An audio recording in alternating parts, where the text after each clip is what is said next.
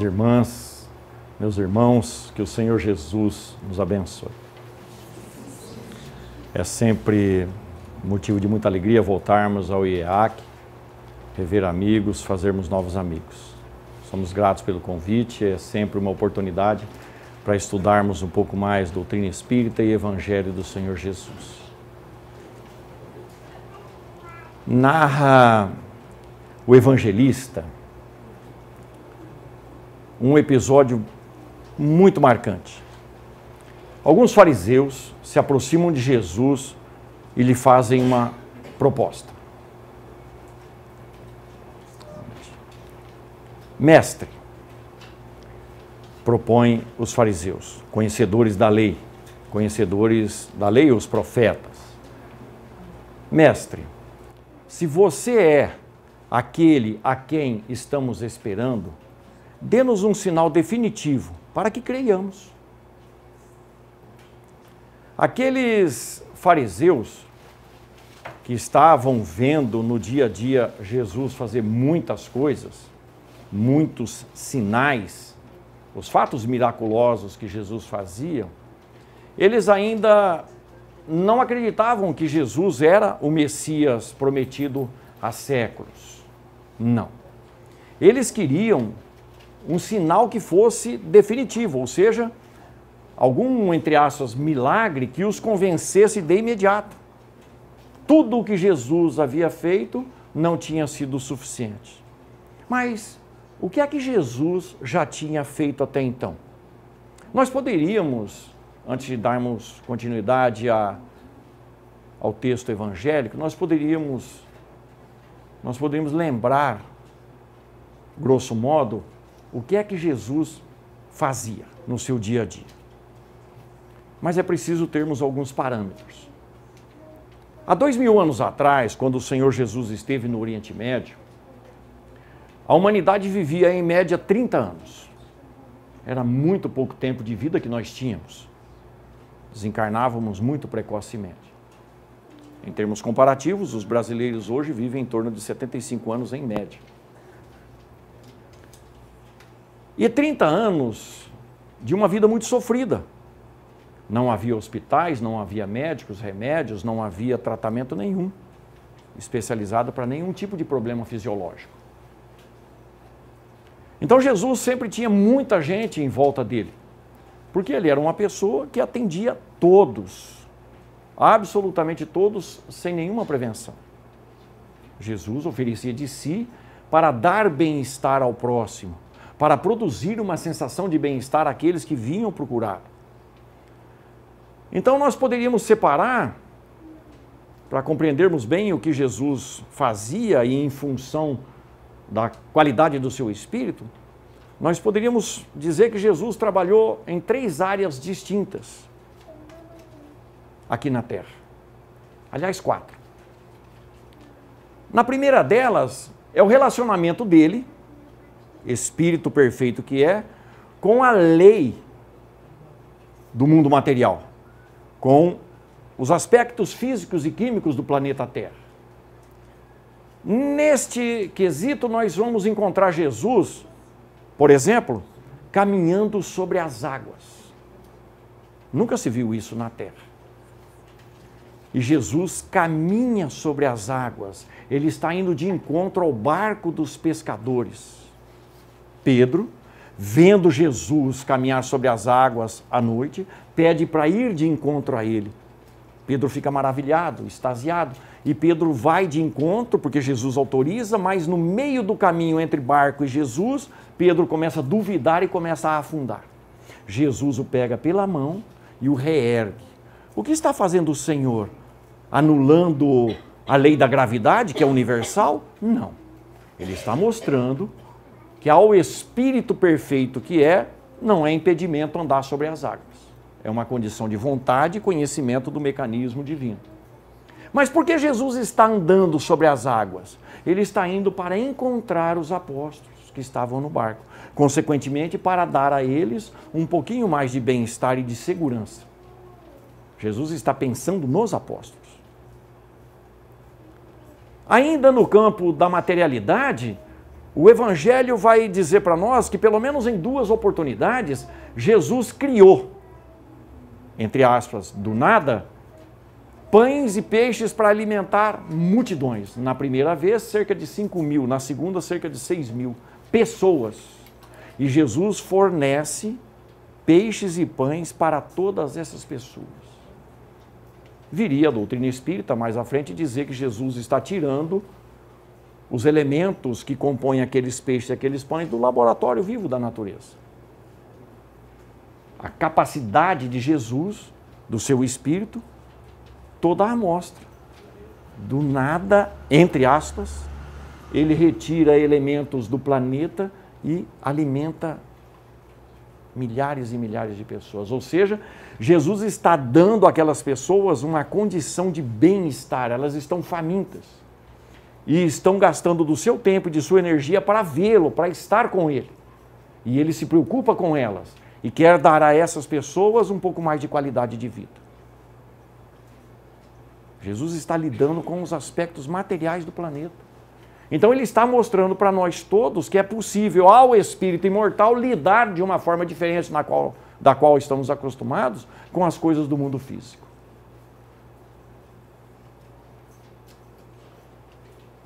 Tem mais. Um segundo aspecto de trabalho de Jesus na Terra é justamente aquele relacionado às enfermidades físicas. Nessa época complicada, difícil, Jesus curava qualquer coisa, qualquer enfermidade, qualquer doença, qualquer defeito congênito, qualquer má formação física. Jesus curava qualquer coisa. Evidentemente, desde que fosse procurado para isso. Mas ele era muito procurado. Então Jesus curava de toda forma, tocando, sendo tocado, impondo as mãos, autorizando a cura à distância, depositando a cura na confiança daquele que pedia, e assim sucessivamente. Por que Jesus curava? Para dar uma condição de bem-estar àqueles que buscavam o seu socorro. Ou seja, para satisfazer as necessidades íntimas daqueles que o procuravam. Jesus os atendia, e ele ainda, Espírito perfeito que é, perguntava para aquele que se aproximava dele: o que queres que eu te faça? Ou seja, Jesus se abria em possibilidades para aqueles que iam procurá-lo. Ou seja, ele trabalhava em si o desejo na medida do entendimento do próximo. Leprosos de todo tipo, Jesus curava. Sozinhos, em grupo, curava. Sinais evidentes da grandeza do seu Espírito. Mas Jesus fez mais. No terceiro aspecto de trabalho do Senhor aqui na Terra, Jesus lida com a presença dos espíritos desencarnados, influenciando a vida dos encarnados. Processos obsessivos, processos de subjugação, onde a entidade espiritual buscava com todo o esforço fazer sofrer ou mesmo extinguir a vida do encarnado. Obsessões de todo tipo. E Jesus ordenava ao espírito ou aos espíritos: sai dele e não torna a entrar. E era obedecido instantaneamente. Por quê? Por conta da grandeza do seu espírito. Em O Livro dos Espíritos, nas 2 questões 274, Allan Kardec questiona os espíritos acerca da autoridade que existe entre os espíritos, e os espíritos nos explicam que a autoridade entre os espíritos se dá pela moralidade, e ela é irresistível. Então Jesus, o governador espiritual do planeta, ordenava ao espírito, ele tinha que sair. E saía. Mas uma coisa nos chama a atenção nesse aspecto. Em pelo menos 2 oportunidades, Jesus era reconhecido na sua grandeza pelos espíritos perseguidores. Bem sei quem tu és o Cristo, Filho de Deus, disse um espírito obsessor. Cala-te e sai dele, disse Jesus. O espírito sabia de quem se tratava. Na República dos Gadarenos, quando Jesus chega lá e vem aquele que tinha uma legião obsidiando, os espíritos dizem a Jesus: por que vieste nos atormentar antes da hora? Jesus de Nazaré já sabia de quem se tratava. Mas isso não ocorreu com todos os encarnados que viam Jesus fazendo todos esses sinais. Ora, quem faz tudo isso, quem acalma os ventos, quem acalma os mares, quem produzia todos esses fenômenos, deveria ter, naturalmente, devia ser, naturalmente, uma referência no sentido de ser, pelo menos, analisado a sua proposta, porque a quarta área de trabalho de Jesus é justamente nos esclarecer, é justamente as suas orientações, é as suas indicações comportamentais, é justamente quando ele nos apresenta o céu de uma forma muito mais perceptível e de entendimento mais tranquilo para nós outros. Mas por conta da dureza dos nossos corações, por conta da falta de olhos de ver e ouvidos de ouvir, muitos de nós têm dificuldades para compreender do que se trata. Quem é Jesus, como acontecia na época e como as coisas funcionam a partir daquilo que Jesus veio trazer para nós e agora complementado pela doutrina espírita. Mas Jesus vai deixar as coisas muito claras. Ele vai dizer com todas as letras: as minhas obras testificam de mim. Ou seja, quem viu o que ele fez tinha por necessidade natural acreditar que ele era o Messias. Mas aqueles fariseus não acreditaram e não acreditavam. E por isso pediram um sinal ainda maior para Jesus. Dê-nos um sinal definitivo. Ora, o que poderia fazer Jesus, além do que já tinha feito até então, para fazer com que aquelas pessoas acreditassem? Nada. Jesus poderia virar o planeta Terra do avesso e eles não acreditariam. Seria como um truque. Jesus então toma da palavra, diz o evangelista, e responde aos fariseus. E evidentemente para todos nós, porque está gravado no Evangelho. E se está gravado no Evangelho, é significativo para nós outros. É de necessidade nossa passarmos em revista a resposta de Jesus, o episódio. Jesus diz para os fariseus mais ou menos o seguinte: esta geração perversa, má, incrédula, me pede um sinal. Mas essa geração não terá outro sinal senão o sinal de Jonas, que passou 3 dias e 3 noites no ventre do grande peixe. Ora, o que é que Jesus está dizendo? Quem é Jonas? E que sinal é esse que esse Jonas daria para nós todos, que aquela geração de corações endurecidos e de entendimento tardio teria que experimentar para compreender do que se trata a presença de Jesus entre nós e tudo aquilo que ele veio explicar, fundamentado nas ações. Para nós compreendermos a lição que Jesus está nos remetendo, é preciso folhearmos o Velho Testamento. No Velho Testamento existe um pequeno livro de apenas 4 capítulos, intitulado Livro de Jonas. É um livro do Velho Testamento. Um dos inúmeros livros do Velho Testamento. O livro de Jonas. Este livro foi escrito entre 400 e 500 anos antes de Jesus. E facilmente a gente percebe, os especialistas dizem, que esse livro não é um livro biográfico, não é a história de alguém que existiu. Não, não se trata disso. Trata-se de um livro considerado sapiencial, ou seja, um livro que traz uma história para que nós possamos dilatar o nosso entendimento, a nossa inteligência, a nossa percepção da realidade. Ou seja, um livro para facilitar o nosso entendimento com relação ao que devemos fazer na Terra, para melhorar o nosso nível de sabedoria e de conhecimento espiritual. É disso que se trata o livro. E nós gostaríamos de pedir licença aos queridos amigos para passarmos em revista os 4 capítulos, para que nós possamos entender a mensagem de Jesus para nos encontrarmos no nosso próprio programa reencarnatório. Porque todos nós temos um programa reencarnatório. Todos nós saímos do mundo dos espíritos com uma proposta de trabalho e desenvolvimento nesta existência ou para esta existência. E muitos de nós ainda não se encontrou, muitos de nós ainda duvidam do que tem nas mãos, muitos de nós ainda duvidam das próprias forças e do próprio entendimento que tem da vida. Pois o livro de Jonas presta-se a isso. E nós vamos então narrar superficialmente, seria interessante que cada um de nós, na primeira oportunidade, pegássemos o livro sagrado, fôssemos lá no livro de Jonas, Velho Testamento, 4 capítulos tão somente, é muito rápido, mas que a gente possa ler de forma que a gente possa meditar a respeito. Porque Jonas, embora seja um personagem fictício, é muito parecido com a gente. Ou nós somos muito parecidos com Jonas. Então vamos à história de Jonas.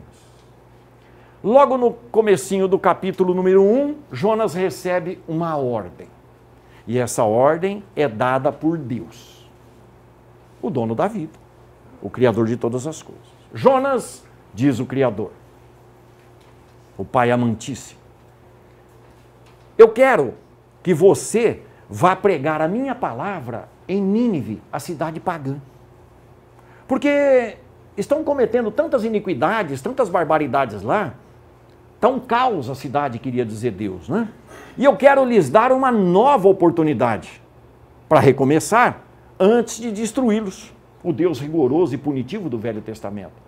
O Deus castigador do Velho Testamento. Mas aí já aparece aquele Deus castigador dando uma segunda oportunidade. Eu quero dar a eles uma nova oportunidade. Então, para isso, você vai lá pregar a minha palavra, ou seja, a palavra do Velho Testamento, as orientações do Velho Testamento, os mandamentos do Velho Testamento. Mas Jonas não concorda com Deus. Ele não aceita a ordem de Deus. Por quê? Simples. Ele, Jonas, é um judeu, membro, portanto, do povo escolhido de Deus. O povo escolhido de Deus é aquele povo que Deus está conduzindo para a terra prometida, para a felicidade eterna, para o paraíso, para o céu. Esse é o entendimento, a época. E Jonas entende que a palavra de Deus, que ele teria que pregar em Nínive, não pode ser pregada para pagãos. Porque se pregar para pagãos e convertê-los, eles terão direito também à terra prometida, ao céu, à felicidade, ao paraíso. E isso é só para o povo escolhido. Está falando mais alto o orgulho de raça, o orgulho religioso, o egoísmo está falando mais alto em Jonas. E ele não concorda com Deus. Para ele, Deus está errado. Somos assim também, não? De vez em quando?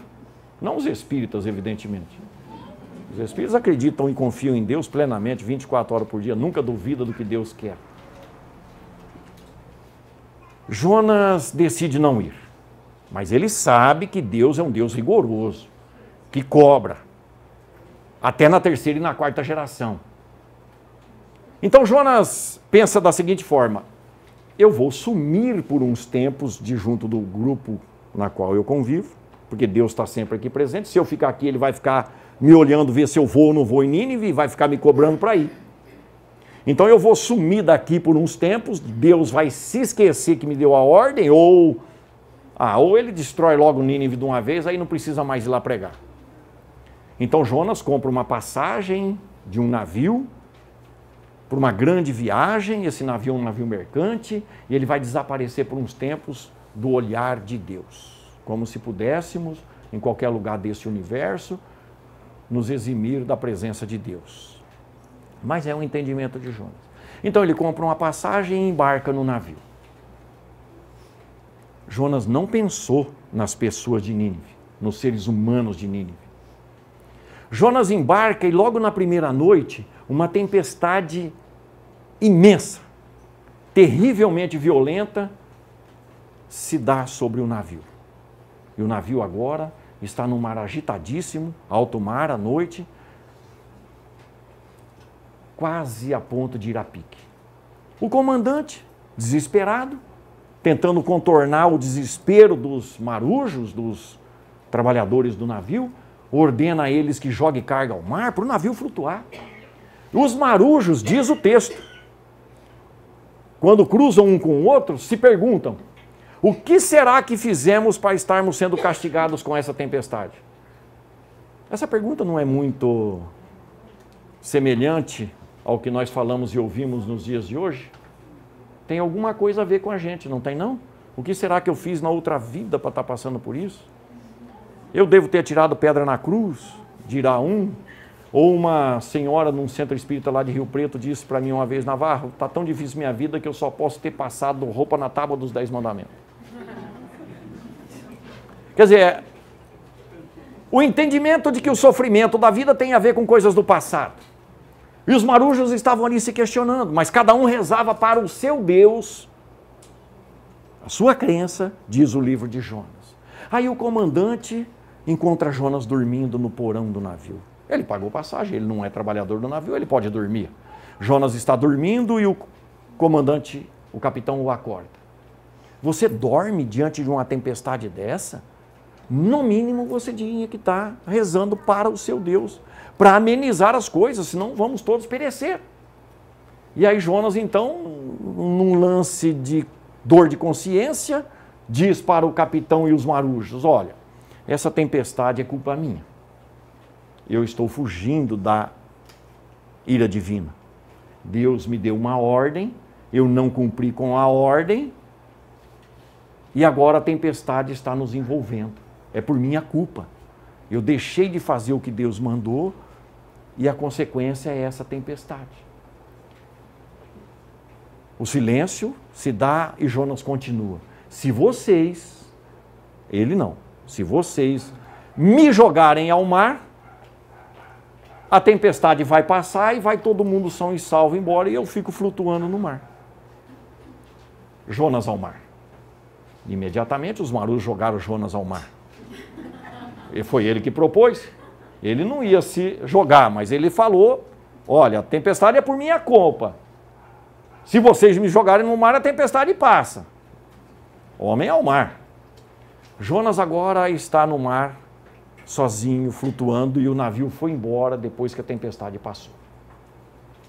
A situação está crítica, porque ele está em alto mar, numa noite escura e sozinho, flutuando. Mas sempre pode se piorar um pouquinho, embora a tendência seja sempre melhorar. Vai depender, evidentemente, do nosso entendimento, vai depender, evidentemente, da aceitação das coisas e das ações. Jonas está flutuando e aí então vem um grande peixe, que presumimos seja uma baleia, e engole Jonas. E agora Jonas está vivo e consciente, por isso que o livro não é verdadeiro. Ele está dentro do estômago da baleia.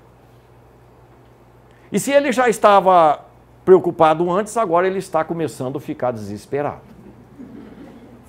Porque ele não vê saída. Da tempestade ele escapou, mas escapou da tempestade para cair no ventre do grande peixe. O que acontece então? Jonas começa a dialogar com Deus. Ou seja, ele começa a rezar. E ele começa, evidentemente, se penitenciando, porque ele sabe do que se trata. Se ele tivesse ido pregar em Nínive, ele não estaria naquelas condições. Se ele tivesse feito aquilo que ele sabia fazer e aquilo que ele podia fazer, porque Deus não daria para ele um encargo que ele não tivesse competência. Deus não pediria para Jonas fazer algo que ele não tivesse possibilidade de executar, que ele não tivesse capacidade, que ele não tivesse talento. Mas ele optou por não fazer. E agora ele sabe por que ele está lá dentro. Então ele está negociando com Deus. Ele está pedindo para que Deus o ajude a sair daquela situação para uma nova oportunidade. Acontece que passa a primeira noite e o primeiro dia Deus não age. Segunda noite, segundo dia, Deus também não age. Terceira noite, nada. Amanhece o terceiro dia e Jonas está então no limite de suas forças. A sua consciência fervilha, e ele está desesperado de coração e alma, pedindo a Deus que lhe dá uma nova oportunidade. Vamos fazer um pequeno parêntese para nós visitarmos o livro dos Espíritos. Bem, antes do livro dos Espíritos, todos nós sabemos o que é remorso, o que é sentimento de culpa e o que é arrependimento. Em maior ou menor grau, todos nós já passamos por essa situação, se não nessa vida, em outras sim. Bom, tudo isso é uma função natural da consciência do ser pensante. O livro dos Espíritos nos explica que a lei natural, a lei de Deus, que é a única necessária para a nossa felicidade, está inscrita na nossa consciência. Questão 621 do livro dos Espíritos. Toda a lei de Deus está inscrita na nossa consciência. Então, tudo o que fazemos, todas as ações que fazemos, ou todas as ações que deixamos de fazer, de imediato ela é colocada, didaticamente falando, em comparação com o que prega a lei divina. Aquilo que não estiver de acordo com a lei de Deus que está dentro da nossa consciência vai nos acusar. São os sentimentos de culpa, são os remorsos, os arrependimentos. Isso nos mostra esse retorno que nós ferimos a lei natural. E todos nós sabemos do que se trata. Kardec pergunta então para os espíritos, a partir da questão 990, sobre o arrependimento. Aqui, na vida física, a gente já tem possibilidade de se arrepender e começar a corrigir as coisas. Começar. E que o arrependimento será tanto mais profundo, quanto mais a gente sabe da diferença entre o bem e o mal, entre o que é certo e o errado. Então, sempre será proporcional ao erro cometido. Mas que o verdadeiro arrependimento acontece, se dá, quando a gente chega ao mundo dos espíritos, depois da vida física.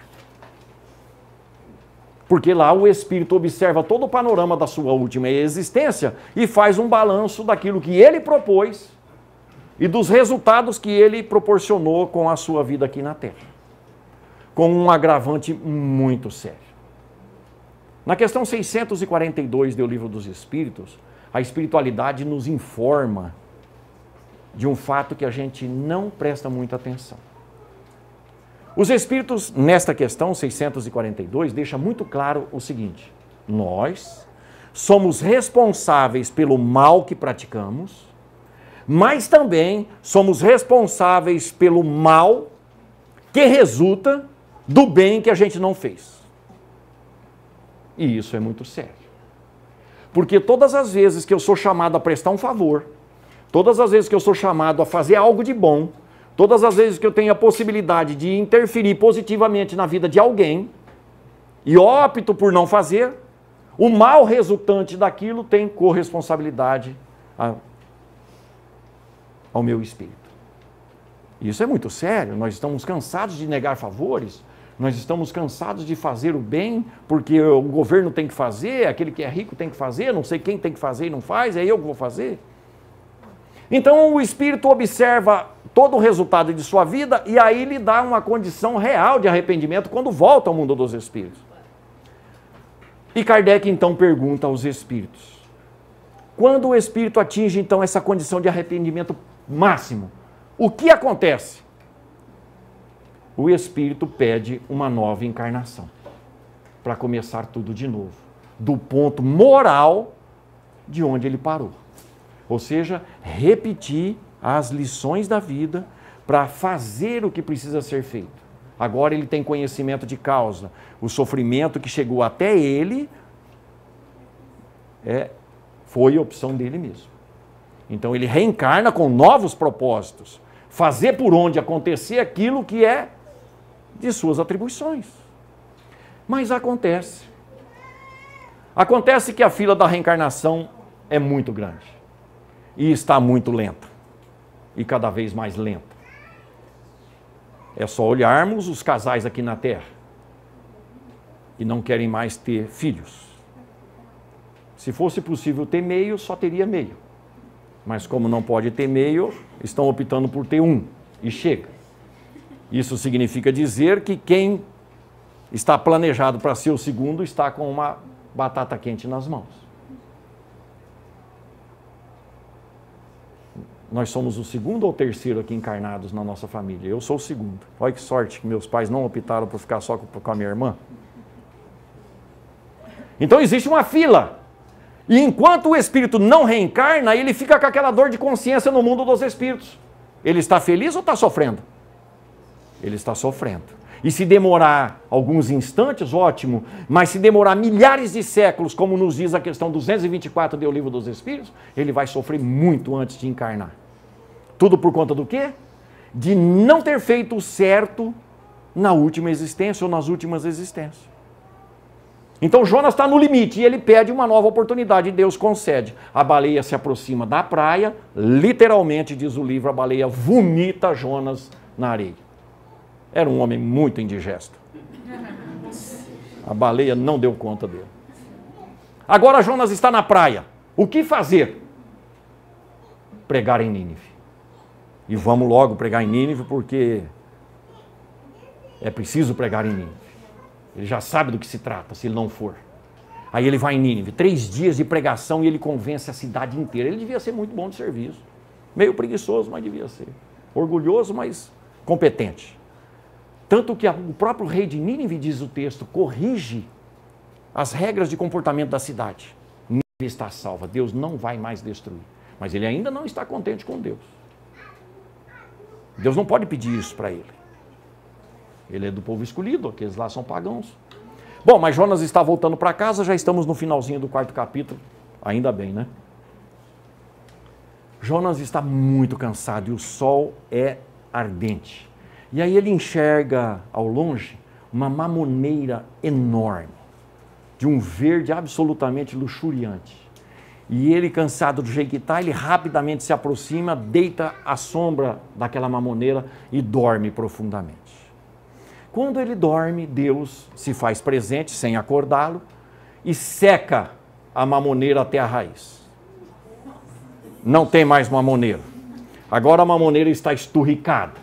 Folhas, talos, galhos, raízes, esturricou. Já conhecem uma mamoneira esturricada? Os mais velhos conhecem. Os mais novos não sabem nem o que é mamoneira. Mas eu vou explicar para vocês, jovens, o que é uma mamoneira. Quando eu era garoto, lá no século XX,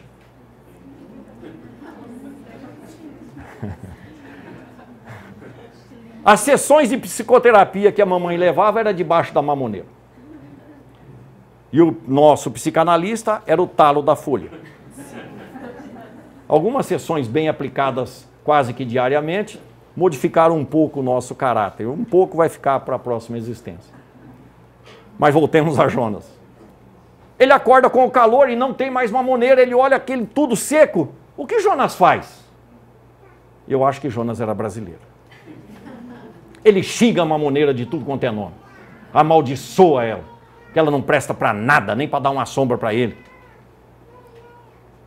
Aí Deus se faz presente e Jonas o enxerga e ele diz para Jonas: você valoriza e amaldiçoa um simples vegetal?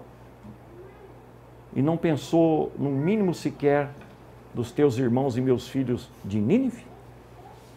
Para Jonas o que importava era só o que fosse para ele, o que lhe causava bem-estar, o que lhe satisfazia as necessidades prementes de homem encarnado. O que é vontade de Deus, o que é bem-estar para os outros, segunda instância, só se fosse do seu interesse. Acaba o livro. Qual é o sinal de Jonas?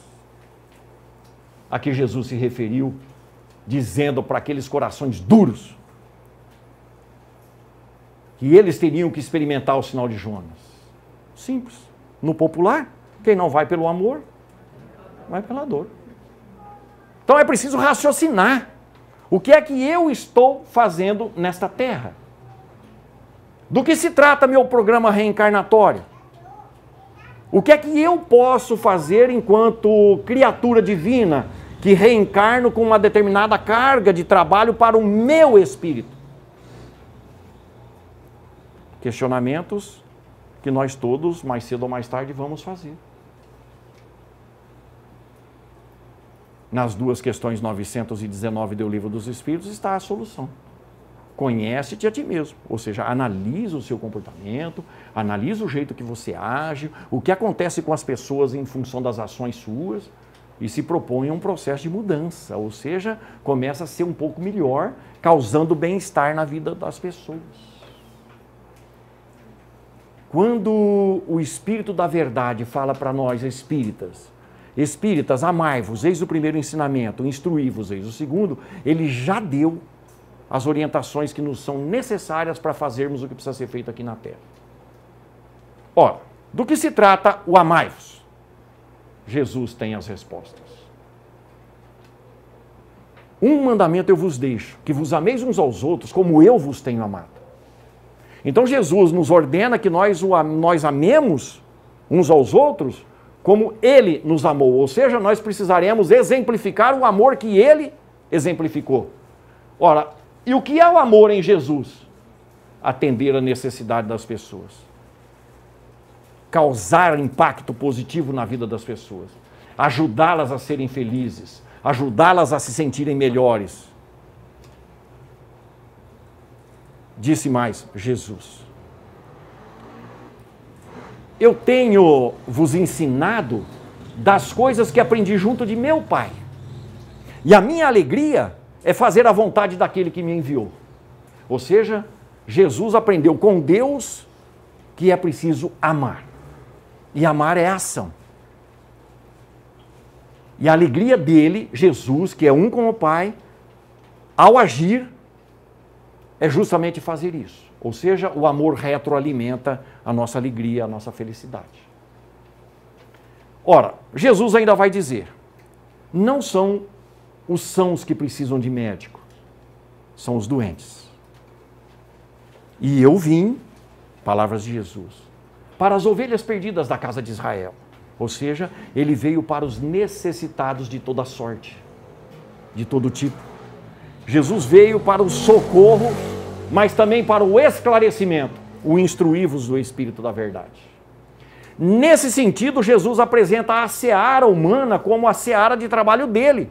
E como a quantidade de gente envolvida nesse planeta, de espíritos encarnados e desencarnados, é muito grande, Jesus anuncia que a seara é muito grande. E poucos são os trabalhadores que tomam a peito trabalhar nessa seara. É isso que ele está falando. Mas quem quiser salvar a sua vida, vai perdê-la. Mas quem perder a sua vida por amor de mim, vai ganhá-la.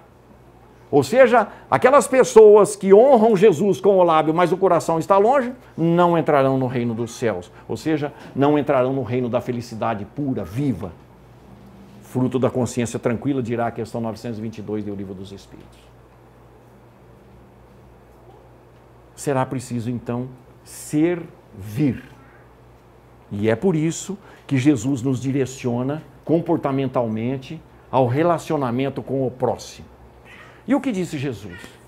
Perdoa 70 vezes 7 vezes. Quem nós temos que perdoar 70 vezes 7 vezes? O próximo. Se alguém pedir para você caminhar 1000 passos, caminhe 2000. Quem pede para a gente caminhar 1000 passos? O próximo. Se alguém te ferir na face direita, ofereça a esquerda, ou seja, não devolva o mal. Quem faz isso? O próximo. Não repila aquele que te pede emprestado, disse Jesus. Raciocinemos nesta orientação de Jesus. Ele não está falando, evidentemente, tão somente na questão financeira.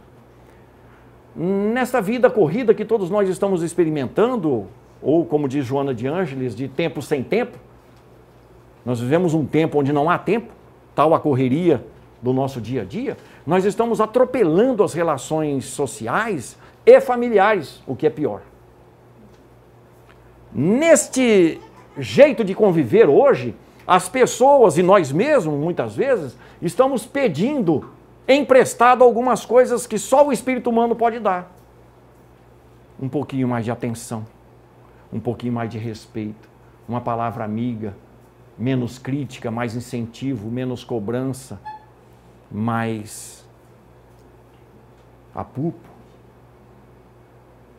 As pessoas estão precisando de um ombro amigo e a gente não está percebendo. Dentro das nossas casas, as pessoas precisam de uma mão amiga, de um abraço fraterno. E nós não temos tempo, só temos tempo para o celular. Nos reunimos em torno de uma mesa com a família, talher numa mão, celular na outra. Conversando com quem está longe e não conversa com quem está perto. Então a proposta de Jesus é o próximo. E o próximo mais próximo está onde? Dentro de casa. Família. Família é um tesouro. Se nós não soubermos aproveitar, nas próximas existências teremos que experimentar uma reencarnação sem família. Para valorizarmos. Para fazermos por onde merecer ter uma família. Mas poderíamos fazer um exercício rápido. Já pensei isso. Depois que me tornei espírita. Será que se eu reunisse toda a família, como de vez em quando a gente reúne a família em casa, 3, 4 gerações, será que se eu pedisse silêncio para todo mundo ali e perguntasse para eles, pessoal, eu já estou programando a minha próxima reencarnação. Quem vai querer nascer comigo novamente? Já pensaram em perguntar isso para os familiares, para os amigos? Eu já pensei. Eu já pensei em perguntar para minha mãe, para o meu pai, se eles aceitariam me receber novamente nos braços na próxima encarnação. Mas fiquei com dó deles e não perguntei. Vamos deixar isso por conta da divindade. Vamos dar folga para a Dona Maria e para o seu Miguel. Próxima reencarnação, espíritos melhorzinhos um pouco. Um navarro só já é muito para eles numa existência. Perceberam o impacto da nossa presença junto ao próximo? Pois é isso que Jesus está falando. É preciso pensar no próximo. Então nós perguntamos, quanto há de Jonas em nós? Ou quanto há em Jonas daquilo que somos? No século passado, século XX, dois grandes estudiosos e trabalhadores do psiquismo humano chegaram a algumas conclusões muito interessantes. Gostaríamos de citar porque tem a ver com o assunto. O primeiro deles é Abraham Maslow. E Abraham Maslow estudou muitas necessidades dos seres humanos. E ele criou uma pirâmide chamada Pirâmide de Maslow, onde ele divide em 5 faixas as reais necessidades dos seres humanos segundo a ótica dos próprios seres humanos. E logo na base da pirâmide, que é a parte maior, está a maior quantidade de gente possível. Que são aquelas pessoas, diz ele, que só vivem para si mesmas e para a satisfação de suas necessidades fisiológicas e egóicas. São aquelas pessoas que vivem para comer, beber, dormir, fazer sexo, se divertir, descansar. Num segundo estágio vão fazer isso, mas já vão correr atrás de fazer isso acontecer sempre, manter isso. E lá para cima, do meio da escala, é que as pessoas vão acordar para a necessidade do afeto, para a necessidade das relações humanas fraternas. E lá no topo da pirâmide é quando a gente atinge o desenvolvimento real de ser humano na Terra. É quando a gente já não pensa mais só em nós. A gente vai continuar comendo, bebendo, dormindo, fazendo sexo, se divertindo, mas já vai estar pensando no próximo. Na realização pessoal enquanto ser humano e não como um homem terra a terra. Maslow entende que há um processo. E nesse processo a gente vai acordando. E acordando vai abrindo mão de coisas em benefício do aspecto humano. E aí então chega-se à seguinte conclusão, que todos nós temos possibilidades. Uns mais, outros menos, mas todos temos. Diversas possibilidades. Mas enquanto nós preferirmos as coisas do mundo e só para nós, nós seremos considerados o homem deitado, o ser humano deitado, não o ser humano vertical que caminha para a realização de si mesmo. Esse homem deitado, diz Joana de Ângeles, é o homem do queixo para baixo. Ele não raciocina em termos espirituais, ele vive para o fisiologismo do corpo físico. Todas as pessoas, então, concluindo os estudos de Maslow, todas as pessoas que têm possibilidade de ser útil para si mesmo e para o próximo e optam por não ser, são portadores da síndrome de Jonas. Uma doença psíquica. Jonas dá nome, então, a uma doença comportamental. Pessoas que só pensam em realizar-se como seres humanos que vegetam sobre a vida. Vivem, mas não existem. Ou existem, mas não vivem. O segundo estudioso do assunto é Alfred Adler, que estudou também a característica do ser humano nos detalhes. O que é que o homem quer para se autorrealizar, o que é que ele quer para se desenvolver aqui na Terra. E Adler, prestemos atenção, Adler tratou de pessoas a vida toda, cheia de neuroses, de psicoses, problemas comportamentais psicológicos de toda a sorte. E ele chegou a uma conclusão que parece tirada de livros espíritas. Adler, depois de estudar profundamente a natureza humana e lidar com os problemáticos psicologicamente, disse o seguinte: são os seres humanos que não pensam no seu semelhante, os que carregam as maiores dificuldades de adaptação diante da vida e causam os maiores problemas àqueles que convivem com elas. E é no meio dessas pessoas que acontecem os maiores fracassos da natureza humana. Adler, em nome da ciência comportamental, está falando que a gente não será feliz, não se autorrealizará se não for através do semelhante. Ora, quem é o semelhante? O próximo de Jesus, das lições de Jesus. Então a nossa vida só terá significação, só terá significância, só terá valor se nós inserirmos no nosso contexto de vida a figura do próximo. As pessoas que convivem conosco e que a providência divina vai envolvendo no nosso planejamento reencarnatório. Simples assim. Neste campo de ação, Jesus vai falar duas coisas para nós, mas falou muitas coisas, mas vamos resumir em duas, mesmo porque o tempo está se esgotando. Parábola dos talentos. Na parábola dos talentos, Jesus define as coisas. Todos nós reencarnamos com talentos. E os talentos, na parábola, são distribuídos para aqueles 3 administradores, 5, 2 e 1 talento para cada um. Segundo a característica pessoal deles. Significa dizer que eu reencarnei com os meus talentos, que não serão iguais aos de ninguém.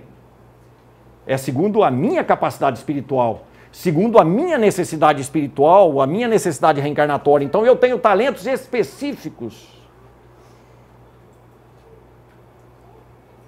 Possibilidades íntimas, possibilidades já desenvolvidas em outras vidas. Fora isso, os acontecimentos que a divina providência possibilita para que eu exercite, através do meu livre-arbítrio, aquilo que eu propus antes de reencarnar. Como a gente propõe, ouve Kardec dos Espíritos e passa para todos nós, como a gente reencarna para atingir a perfeição significa praticar completamente a lei de Deus, que é a lei de amor. Nós nascemos para amar, para desenvolver o nosso espírito nisso. Mas a parábola dos talentos vai dizer que nós teremos que prestar contas. Ao voltarmos para o mundo dos espíritos, nós deveremos dizer o quanto produzimos com os talentos que recebemos. E aí, bem, aí é com cada um de nós diante da nossa própria consciência. E a fila das reencarnações à nossa frente. O que temos feito com os nossos talentos, quaisquer que sejam eles? Quaisquer. Todos nós temos algo que pode ser útil a alguém. Todos nós temos algo que pode ser útil à sociedade humana. Sendo, portanto, útil para nós mesmos, porque a cada um é dado segundo as suas obras, disse Jesus. Mas Jesus ainda vai dizer uma outra coisa. Aliás, uma outra parábola. É a parábola dos trabalhadores da última hora. Trabalhada por Allan Kardec no capítulo 20 do Evangelho segundo o Espiritismo. Interessante nesse capítulo é que não há comentários de Allan Kardec. Está descrita a parábola toda dos trabalhadores da vinha ou os trabalhadores da última hora e depois 4 mensagens espirituais. E uma delas direcionada aos espíritas. O que se espera dos espíritas está lá no capítulo 20 do Evangelho segundo o Espiritismo. 4 orientações espirituais acerca de trabalhar na seara de Deus, ou na de Jesus aqui na Terra. E uma delas é objetivamente direcionada aos espíritas, que cada um de nós, depois, mais tarde, possamos ir lá entender, ler e raciocinar para entender o que se espera de nós aqui na Terra. Mas façamos uma comparação. Na parábola dos trabalhadores da última hora, mostra-se uma grande propriedade onde os proprietários ou o proprietário pede para regimentar trabalhadores na praça pública da cidade ou nas praças públicas. Ou seja, o trabalhador mor vai lá, circula e sai chamando trabalhadores. E ele faz isso às 6 horas da manhã, que é a primeira hora do dia. Às 7, às 8, às 9 e assim sucessivamente. O dia todo ele está chamando trabalhadores para aquela seara. Às 5 da tarde, a 1/10 hora, sai pela última vez. E ainda assim ele arregimenta trabalhadores para a seara. Na hora do pagamento, começando pelos últimos, ele paga todos igualmente, até quem começou em primeiro lugar. Mas isso é uma injustiça, grita-se na parábola. Mas é porque a gente não raciocina em termos espirituais. E com as chaves que a doutrina espírita nos dá, nós entenderemos do que se trata. É muito simples. Desde as mais remotas eras, ou ainda segundo a questão 622 do Livro dos Espíritos, nós nunca estivemos desamparados por Deus aqui na Terra. Espíritos superiores sempre encarnaram para fazer a sua lei de Deus ser conhecida. Ou seja, em todas as épocas da humanidade, de hora em hora na parábola, nós temos sido chamados a um entendimento da lei que é de amor. Espíritos superiores encarnam, não é reencarnar. Reencarnar é para nós. Espíritos superiores encarnam. Então eles estão saindo de uma condição muito boa, de feliz, para esse mundo de trevas. Para quê? Para socorrer e esclarecer nós outros, os atrasados no caminho. O que devemos fazer? O mesmo. Segundo São Vicente de Paulo, na questão 888A do Livro dos Espíritos, tem que fazer o mesmo. Assim como tem aqueles espíritos socorrendo a gente tem que socorrer para trás. Porque todos nós temos a quem socorrer. Assim como somos socorridos. Ora, raciocinemos com a doutrina espírita.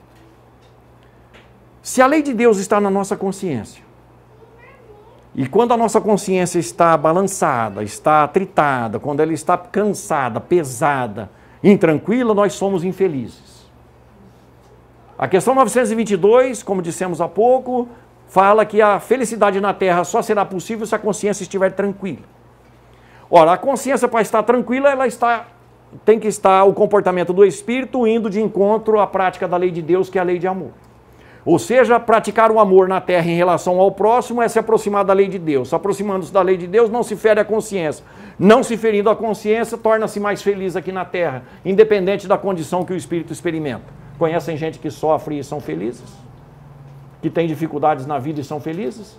Mas também conhece pessoas que têm de tudo e são infelizes. Coisas do espírito imortal.